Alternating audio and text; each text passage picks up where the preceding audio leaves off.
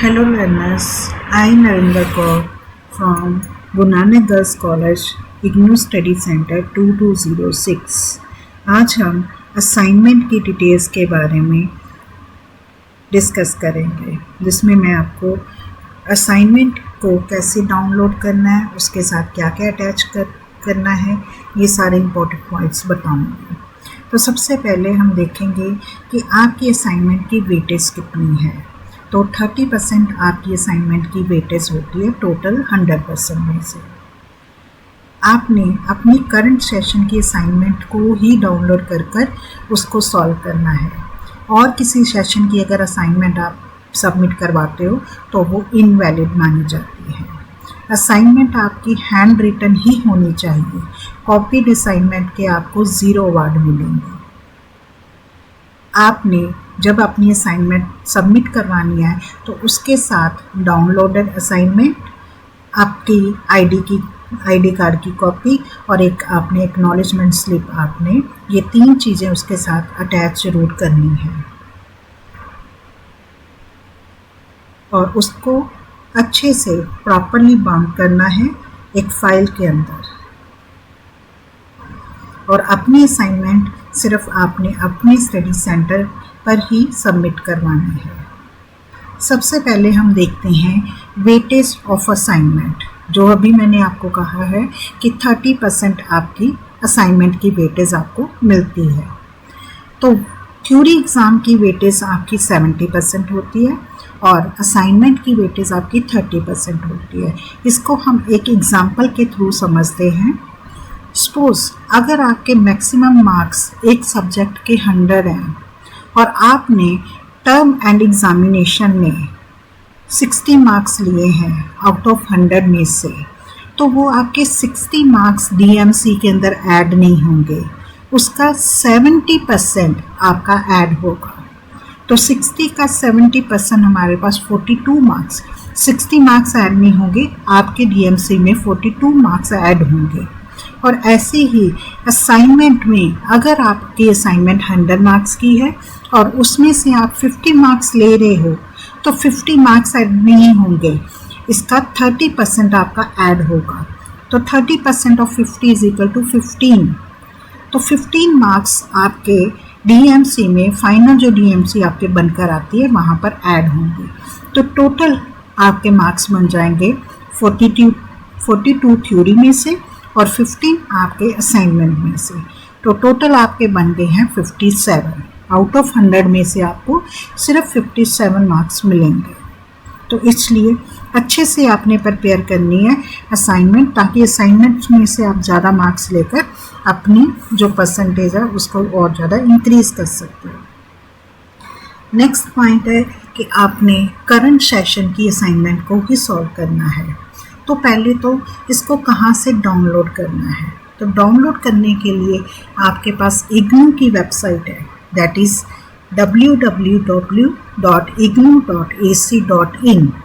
इस लिंक को जब आप क्लिक करोगे तो आपका होम पेज ओपन हो जाएगा। जब आप होम पेज के ऊपर जाओगे तो होम पेज में आपको एक डाउनलोड्स का लिंक मिलेगा। इस डाउनलोड्स के लिंक को आप क्लिक करो। जैसे ही आपने डाउनलोड्स का क्लिक किया, उसके बाद ये असाइनमेंट का लिंक वाला पेज आपका ओपन हो जाएगा। इसके लेफ्ट हैंड साइड के ऊपर आपको असाइनमेंट का लिंक एक मिल जाएगा। असाइनमेंट्स लिखी होंगी, इस लिंक को आपने क्लिक करना है। जैसे ही आपने इस लिंक को क्लिक करोगे तो आपके प्रोग्राम वाइज असाइनमेंट वाला पेज ओपन हो जाएगा। इसमें से आपने अपना प्रोग्राम चूज़ करना है। जैसे आप मास्टर डिग्री कर रहे हो, बैचलर डिग्री कर रहे हो, पीजी डिप्लोमा कर रहे हो, diploma certificate, PG certificate, appreciation programme कर रहे हो, जो भी आपका प्रोग्राम होगा उसको आपने चूज़ करना है। हम यहाँ पर एक एग्जांपल ले रहे हैं कि जैसे एक लर्नर है जो अपनी बैचलर डिग्री प्रोग्राम के उसने बैचलर डिग्री का प्रोग्राम चूज़ किया है। तो जैसे ही उसने बैचलर डिग्री प्रोग्राम चूज़ किया, इस लिंक को क्लिक किया, तो आपका उसके अंदर करंट सेशन के लिंक आ जाएंगे। तो हम यहाँ पर एग्जांपल लेकर चल रहे हैं कि उन स्टूडेंट्स ने जिन्होंने जनवरी 2024 में अपनी एडमिशन करवाई है, तो उनके लिए हम यहाँ पर असाइनमेंट्स डाउनलोड करेंगे। तो लिंक बने हुए हैं हमारे पास, ये 2 लिंक है जिसमें जनवरी 2024 आपको दिखाई दे रहा है। इन दोनों लिंक के ऊपर आपको अपनी असाइनमेंट्स मिल जाएंगे। जैसे ही आप इस लिंक के ऊपर क्लिक करोगे तो आपको सब्जेक्ट वाइज आपके सारे कोर्स ओपन हो जाएंगे। जो कोर्स होते हैं वो आपके, क्योंकि हमने यहाँ पर एग्जांपल BAG की ली है, तो BAG के अंदर ये जितने भी कोर्सेज हैं ये आपके ओपन हो जाएंगे। इसको आप क्लिक करोगी तो आपकी असाइनमेंट ओपन हो जाएगी। अगर आपका हिंदी मीडियम हो तो हिंदी मीडियम का, अगर आपका इंग्लिश मीडियम है तो इंग्लिश मीडियम में हो जाएगी। तो हम यहाँ पर एग्जांपल ले रहे हैं बैगला 135 की। बैग के अंदर BA जनरल के अंदर हमारे पास कोर्स कोड है BEGLA 135। तो जैसे ही हमने इसको क्लिक किया बैगला 135 को, तो ये हमारे पास ओपन हो जाएगी इसकी असाइनमेंट। असाइनमेंट से पहले सबसे पहले आपके पास इंस्ट्रक्शन होगी। इन इंस्ट्रक्शन को आपने अच्छे से रीड करना है।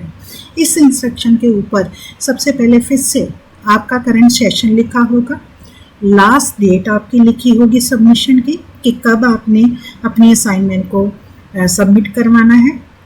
अगर आपका एग्ज़ाम जून में है तो 30 अप्रैल है, तो अगर आपके एग्ज़ाम दिसंबर में है तो आप इसको 31 अक्टूबर तक सबमिट करवा सकते हैं। और ये जो डेट्स है ये असाइनमेंट टू असाइनमेंट वेरी करती है, कोर्स टू कोर्स वेरी करती है। किसी कोर्स की कोई हो सकती है, किसी कोर्स की कोई हो सकती है। तो अच्छे से इसको आपने देखना है।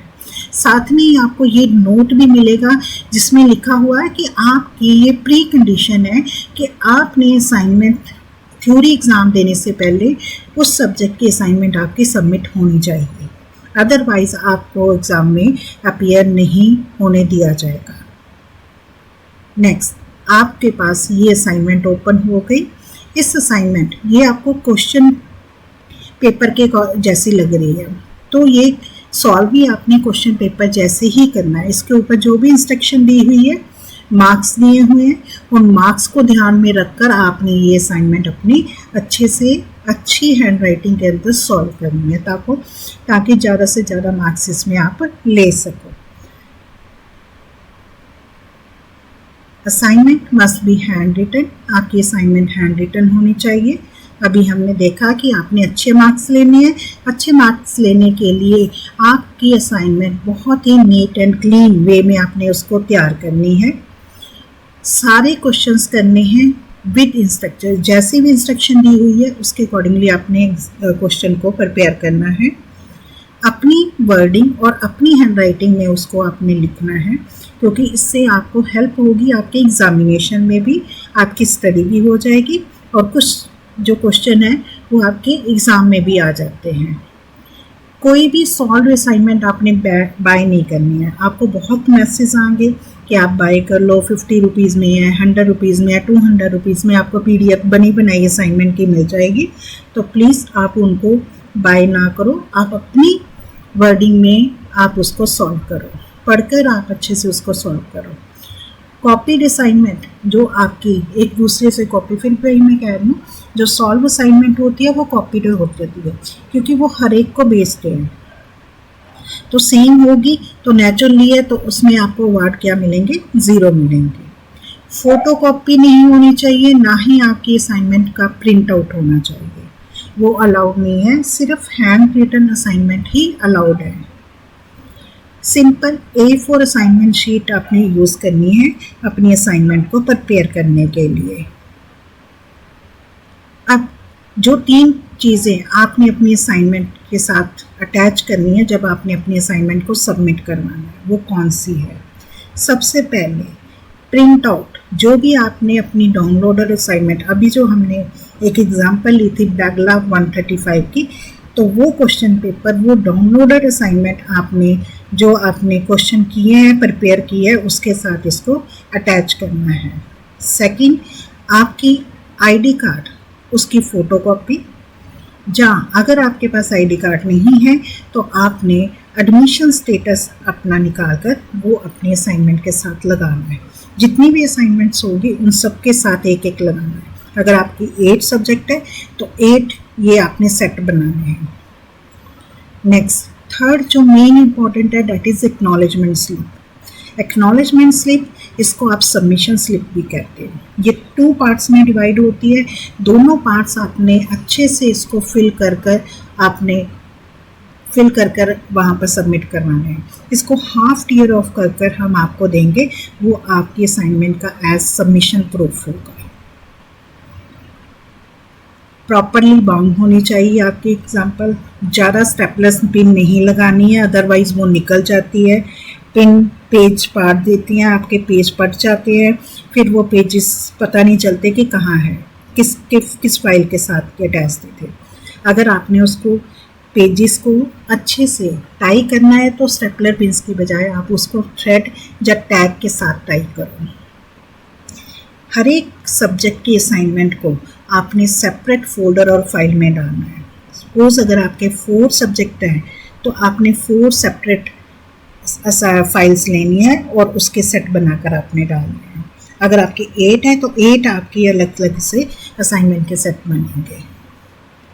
स्टिक फाइल आप यूज़ ना करो, क्योंकि आपको पता है कि अगर वो स्टिक आपकी निकल गई तो सारे पेजेस आपके बिखर जाएंगे, तो इसलिए इसको आप अवॉइड करो। अगर आपने फाइल यूज़ करनी है तो पंच होल वाली फाइल या क्लियर बैग फाइल ही आप यूज़ करो। तो पंच होल फाइल के अंदर आपके सारे पेजेस सेफ रहते हैं। या क्लियर बैग में भी अगर आपने डालनी है तो उसको अच्छे से टाई कर टैग के साथ टाई कर फिर डालो। आपने अपनी असाइनमेंट अपने स्टडी सेंटर पर ही सबमिट करवानी है। किसी दूसरे सेंटर पर सबमिट करवाओगे तो वो आपकी इनवैलिड होगी, आपको मार्क्स नहीं मिलेंगे। तो असाइनमेंट प्रेफर करो कि आप बाय पोस्ट ना भेजो, आप असाइनमेंट बाय हैंड वहाँ पर अपने स्टडी सेंटर में सबमिट करवा कर जाओ। सबमिशन स्लिप जब आप सबमिट करवाओगे उसके बाद आपको एक सबमिशन स्लिप मिलेगी, जो अभी मैंने दिखाई है आपको। एक्नॉलेजमेंट स्लिप उसको हाफ टीयर ऑफ कर आपको दिया जाएगा, तो वो आपकी सबमिशन स्लिप होगी। सबमिशन स्लिप को आपने अब सेफ रखना है, अपने पास रखना है तब तक जब तक आपका रिजल्ट डिक्लेयर नहीं हो जाता। इन केस अगर आपकी अवार्ड्स नहीं लगते असाइनमेंट के तो यही सबमिशन स्लिप दिखाकर आप इंक्वायरी करवा सकते हो कि आपके असाइनमेंट के अवार्ड्स क्यों नहीं लगे। सबमिशन डेज जो हमारे स्टडी सेंटर दैट इज़ 2206 है, उसमें हमारे पास सिर्फ सैटरडेज एंड संडेज ही होते हैं। लेकिन अगर आपका सैटरडे और संडे लास्ट डेट सैटरडे और संडे के अलावा कहीं और पड़ता है तो उसके लिए फिर आपको वो वर्किंग डे में भी आपकी असाइनमेंट्स ली जाती है। लेकिन इन केस अगर वो सैटरडे संडे नहीं है, और ये सिर्फ हमारे स्टडी सेंटर के ऊपर ही वैलिड है, ये टाइमिंग्स हमारे स्टडी सेंटर के लिए ही है, that is 2206। Thank you very much.